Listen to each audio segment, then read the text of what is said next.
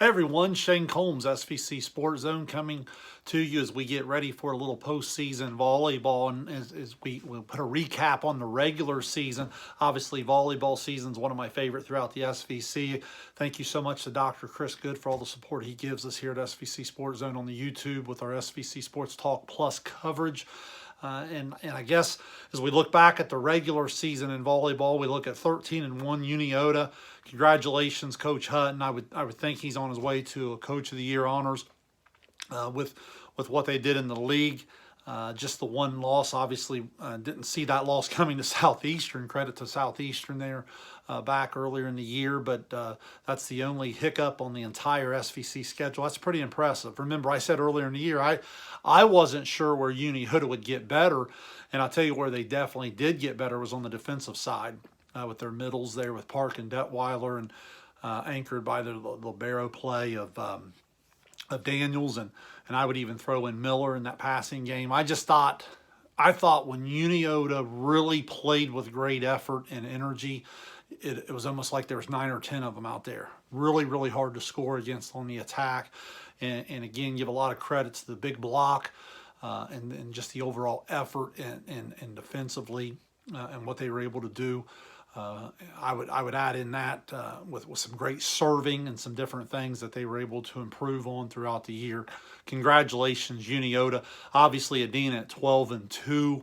I think Adina kind of re-identified themselves there in the middle of the year. I want to say right around a Thursday night, and 2 days later they went on one of those Saturday trips. They go and they play some competition foreign to most SVC teams. And then they came out of that and went on a stretch. I don't have that in front of me. I want to say it was 10 out of 11, with the only loss being that 5-set loss at Unioto. So this Adina team at 12-2 in the league, certainly locked and loaded for another tournament run. They're certainly a regional caliber volleyball team. I think they're going to be tough to beat. Southeastern getting the 10-4. I thought that was impressive. You know, obviously with that win against Unioto to show for it.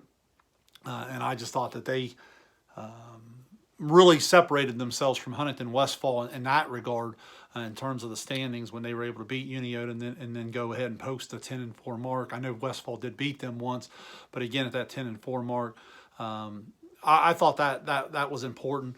As you start to get into some of the AllLeague and some of the different things. You know, this time of year I get so many volleyball questions as I go out and watch games, and the Player of the Year comes up quite a bit. And you know, well, look, when I go Player of the Year, I've always been, this is just personal preference, I've always been pretty adamant on kids playing all the way around. I'm biased to the setter position. I've never apologized for that. I think that's so important. I think the setter position anchors the entire thing. So when I start looking at the league champion, Unioto doesn't have a lot of all around. They're very specialized. That doesn't mean I don't think you know, Cutright's not an AllLeague player. She obviously is. Very good player.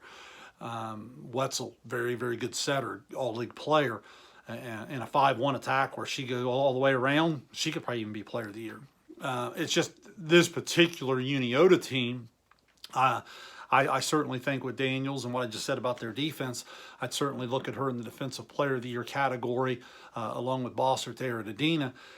But that's just not where I would start if I were looking at a Player of the Year. I'd probably look more to where Adina's been with Townsend in the last couple weeks to a month.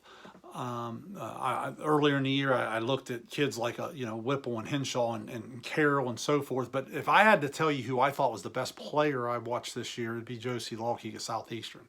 I just thought from the all-around, all 6 rotation spots, her ability to attack, her ability to add in a little setting, a little serving, a little defense. I just thought she was probably the best all-around player. If you told me Townsend at Adina, I certainly wouldn't argue with that. I think she's been terrific in terms of where Adina's been able to get to here over the last month. But that's just kind of where I go. Now, I say that, please understand again, that doesn't mean I don't think other kids aren't AllLeague. You know, what Preston gives them the middle's terrific. I mentioned Bossert a second ago, Kruger. You know, I mentioned some of those Unioto kids. I mentioned some of those individual talents there, Westfall and Huntington for sure.